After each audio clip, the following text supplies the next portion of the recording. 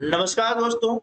नेस यानी national achievement सर्वे, राष्ट्रीय उपलब्धि सर्वे की तैयारी के लिए हम जो अभ्यास प्रश्न की सीरीज चला रहे हैं, उस सीरीज के अंतर्गत यह चौथा सप्ताह है। और आज हम चौथा सप्ताह के इस वीडियो में चर्चा करेंगे कक्षा 6 विषय गणित के उन प्रश्नों के बारे में जिनकी तैयारी हमें इस सप्ताह में करनी है। प्रश्न रटना नहीं है, प्रश्न में जो कंसेप्ट है उसे समझना है, ताकि आप अपनी परीक्षा में अच्छे से अच्छा यानी सर्वश्रेष्ठ प्रदर्शन कर सके। तो आइए शुरू करते हैं हम आज का वीडियो। पहला प्रश्न है, नीचे बने चित्रों में कौन सा कोण न्यून कोण है ना? तो देखिए, न्यून कोण किसे कहते हैं? जिस कोण की माप 0 डिग्री से अधिक लेकिन 90 डिग्री से कम होती है, उसे हम कहते हैं न्यून कोण। ठीक है, तो हम देख रहे हैं कि विकल्प डी में न्यून कोण स्थित है, इसलिए इस प्रश्न का सही उत्तर हो जाएगा डी। अब ए में आप देख रहे हैं ये समकोण की आकृति है ना, इस प्रकार वाला समकोण होता है। बी और सी दोनों में अधिक कोण है। ठीक है, यदि आप चैनल पर पहली बार आ रहे हैं और अभी तक आपने चैनल को सब्सक्राइब नहीं किया है, तो आपसे रिक्वेस्ट है कि आप चैनल को सब्सक्राइब कर दीजिएगा और साथ में अपने अन्य साथियों को भी ये वीडियो शेयर कर दीजिएगा। इसके पहले के आप वीडियो देखना चाहते हैं तो उनकी लिंक इस वीडियो के डिस्क्रिप्शन बॉक्स में दी गई है, वहां से आप उन्हें देख सकते हैं। प्रश्न क्रमांक 2, एक फूल में 5 पंखुड़ियां थी। कितनी पंखुड़ियां थी? 5। इसमें से एक पंखुड़ी गिर गई। गिरी हुई पंखुड़ी को दशमलव भिन्न के रूप में कैसे लिखेंगे? अब देखिए, कुल पंखुड़ी कितनी थी? 5, उसमें से एक गिर गई, तो इसे हम भिन्न के रूप में कैसा लिखेंगे? 1/5।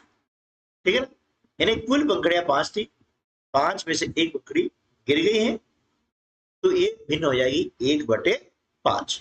अब इसे हमें दशमलव भिन्न में बदलना है, तो क्या करेंगे? अंश में जो भी संख्या आती है उसमें हर का भाग लगाते हैं।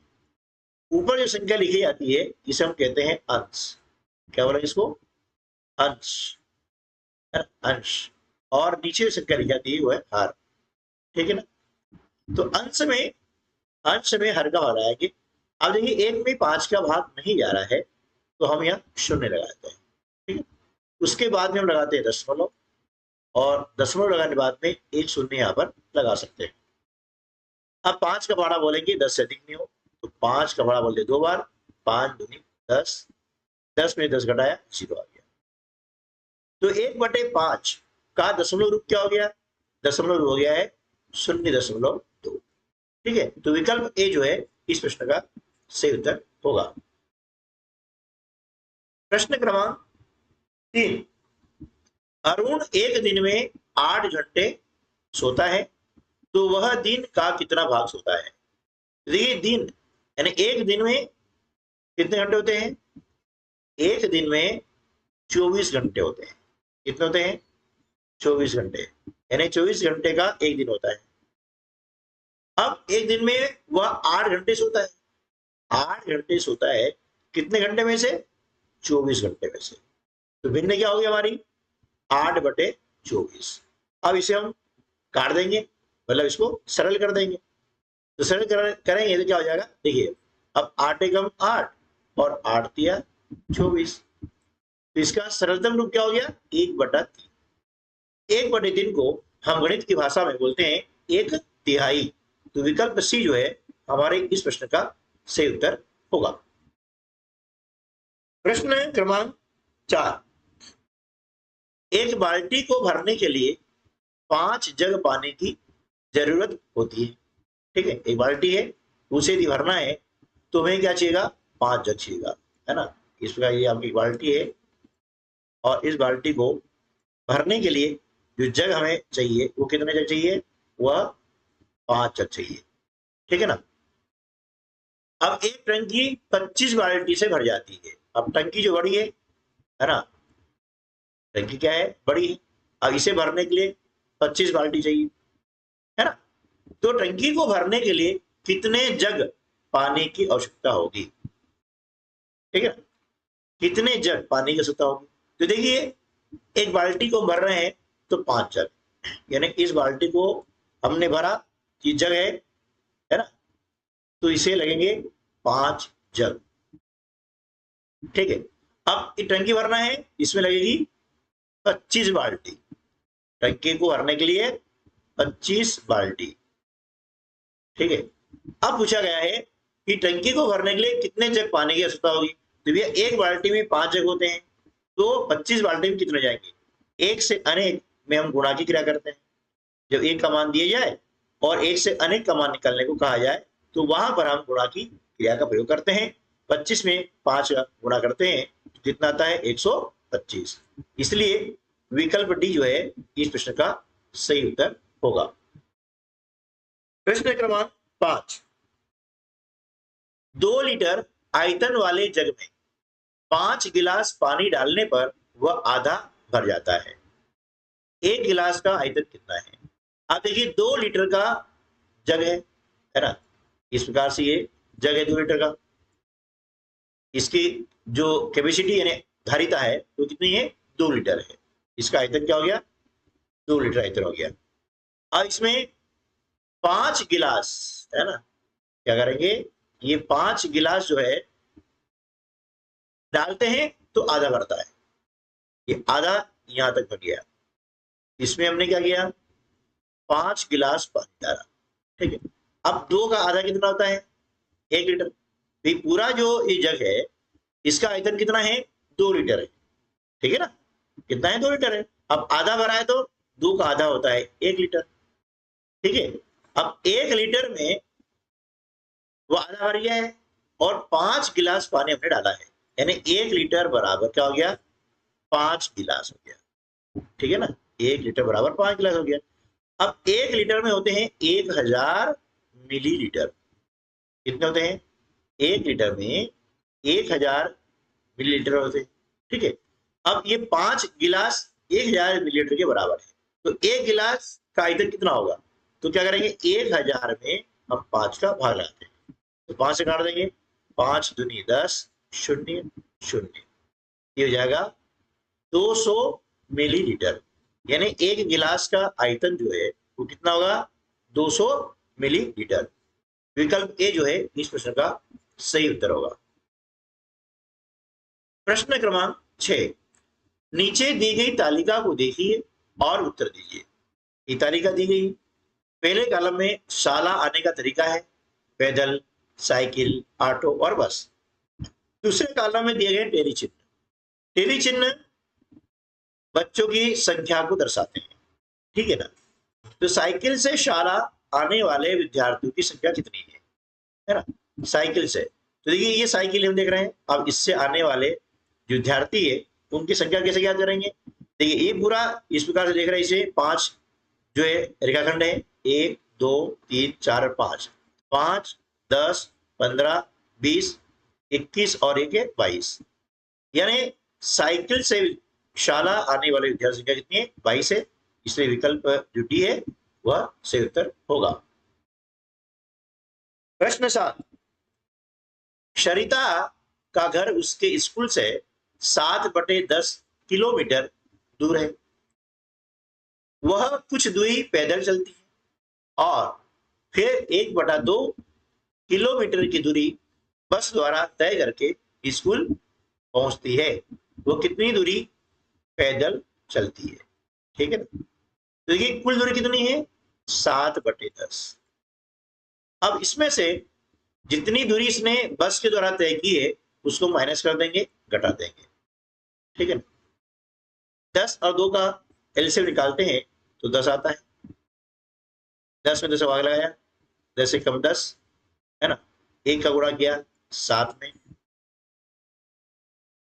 2 का भाग लगाया 10 में, 2 पंजे 10, 5 बार भाग जाता है, अंश 1 है, इसका हम गुणा कर देंगे है ना, 1 सत्ते 7, 5 कम 5/10। 7 में से 5 घटाते हैं तो बचता है 2, 2/10। अब देखिए 2/10 कहां पर है, तो देख रहे विकल्प डी में 2/10 किलोमीटर है। इसलिए यह विकल्प इस प्रश्न का सही उत्तर होगा। प्रश्न क्रमांक 8, 8.756 ऋण 3.5 का मान क्या होगा। अब देखिए ऋण है मतलब हमें घटाव की क्रिया करनी है, तो 8.756 में से हमें 3.5 घटाना है। तो ध्यान रखिएगा कि जोड़ और घटाव में विषय ध्यान रखना है कि दशमलव नीचे दशमलव आना चाहिए, उसके बाद में दाईं तरफ जो अंक है उसके नीचे अंक, और बाईं तरफ जो अंक है उसके नीचे अंक। आगे पीछे जा रहे हैं, नो टेंशन। तो देखिए यहां पर हम लिखेंगे 3.5, ठीक है ना। अब यह खाली जगह है, इसकी पूर्ति हम शून्य लगा करके कर सकते हैं इस प्रकार से। तो 6 में से शून्य घटाते हैं 6 आता है, 5 में शून्य घटाया 5, 7 में से 5 घटाया तो 2, 8 में से 3 घटाते हैं तो 5 आता है। अब देखिए ये संख्या कहाँ आ रही है, विकल्प बी में आ रही है, इसलिए विकल्प बी इस प्रश्न का सही उत्तर होगा। प्रश्न क्रमांक 9, एक आयताकार मार्ग की लंबाई और चौड़ाई क्रमशः 0.9 किलोमीटर और 0.6 किलोमीटर है। इसके चारों ओर एक तार से 4 पंक्तियों में बाड़ लगाई जाती है, तो आवश्यक तार की लंबाई कितनी है। ठीक है, अब देखिए जो पार्क है वो कैसा है, आयताकार है, यानी इस प्रकार से है ना, ये आयताकार पार्क हो गया, ठीक है ना, ये पार्क कैसा हो गया, आयताकार। अब इसकी लंबाई कितनी है, 0.9 किलोमीटर और चौड़ाई है 0.6 किलोमीटर, ठीक है। अब इसके चारों ओर तार की बाड़ लगाई गई है ना, चारों ओर तार की बाड़ लगाई गई है। जब चारों ओर तार की बाड़ लगाते हैं तो हमें इस आयत का परिमाप ज्ञात करना होगा। क्या ज्ञात करना होगा, आयत का परिमाप। अब देखिए आयत का परिमाप ज्ञात करना है, क्या करेंगे, लंबाई में हम चौड़ाई को पहले जोड़ देते हैं, लंबाई में चौड़ाई को करेंगे जोड़ देंगे और इसमें 2 का गुणा कर देते हैं। क्यों कर देते हैं, क्योंकि लंबाई 2 बार आई है और चौड़ाई भी 2 बार आई है, ठीक है ना। तो 2 गुणा, अब 0.9 में हम जोड़ते हैं 0.6, कितना आ जाएगा, 15 के 5 हासिल का 1, दशमलव नीचे दशमलव, यानी आ गया 1.5 किलोमीटर। अब 1.5 में हम 2 का गुणा करते हैं, ठीक है ना, 2 बजे 10 के 0 हासिल का 1, 2 एकम 2 और 1 3। दाहिनी ओर देखते हैं कि दशमलव बाद में एक अंक है, इसलिए दाहिनी ओर से एक अंक छोड़ के हम दशमलव लगाते हैं। अब 3.0 का मतलब होता है 3, है ना, क्योंकि दशमलव बाद में केवल 0 है तो इसका कोई मतलब नहीं है, यानी ये ऐसा लिखे चाहे ऐसा लिखे, दोनों मतलब एक ही होता है। ये कितना हो गया, 3 किलोमीटर हो गया, है ना, यानी एक तार की लंबाई कितनी हो गई, 3 किलोमीटर। अब हमें क्या है, 4 पंक्ति लगाना है, यानी इसमें 4 तार लगाना है, तो क्या करेंगे, 3 में 4 का गुणा कर देंगे, है ना, 3 जो के 12 किलोमीटर। तो विकल्प डी जो है हमारा सही उत्तर हो जाएगा। प्रश्न क्रमांक 10, राधिका 66 मीटर भुजा वाले वर्गाकार पार्क के किनारे किनारे मतलब चारों ओर 4 चक्कर लगाती है, उनके द्वारा तय की दूरी कितनी है। तो देखिए अब यहाँ पर पार्क कैसा है, ये पार्क है वर्गाकार, वर्ग में चारों भुजाएं बराबर होती है, ठीक है ना, ये भुजा भी 60 मीटर है, ये भुजा भी 60 मीटर है, ये भुजा भी 60 मीटर है और ये भुजा भी 60 मीटर है, ठीक है ना। अब इसके चारों ओर चक्कर लगाना यानी वर्ग का परिमाप ज्ञात करना। तो वर्ग का परिमाप ज्ञात करेंगे तो हम देख रहे हैं कि चारों भुजाएं बराबर है, इसलिए 4 गुणित भुजा सूत्र का हम प्रयोग करते हैं, है ना। 4 भुजा कितनी है, 60 मीटर है, ये लिख दिया। अब 60 में हम 4 गुणा करते हैं, कितना आता है, 240 मीटर। लेकिन हमें जल्दबाजी नहीं करनी है, क्यों, क्योंकि इसके चारों ओर एक चक्कर लगाने में तय दूरी होती है 240 मीटर, है ना, जो विकल्प में रहेगा। लेकिन हमें ध्यान देना है यहाँ बोला गया है 4 चक्कर, यानी एक चक्कर में दूरी कितनी हो रही है 240 मीटर।